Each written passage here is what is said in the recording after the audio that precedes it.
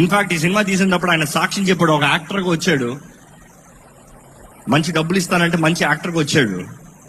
ఎందుకంటే ఆయన ఫేస్ ఇది కొంచెం డైరెక్టర్కి నచ్చింది.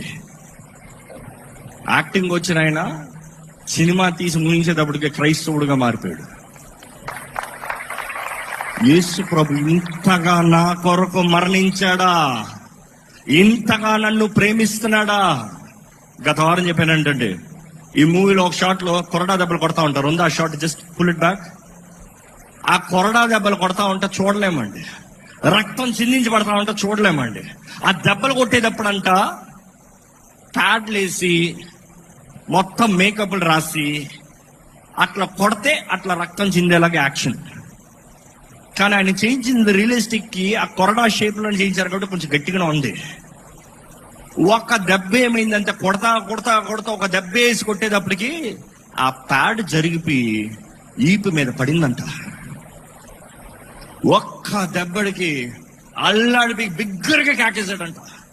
ఈ డైరెక్టర్ అన్నాడు, ఎట్టో రోలింగ్ అవుతుంది, జరిగేది జరిగింది, ఇంకా ఆపకండి, ప్రొసీడ్.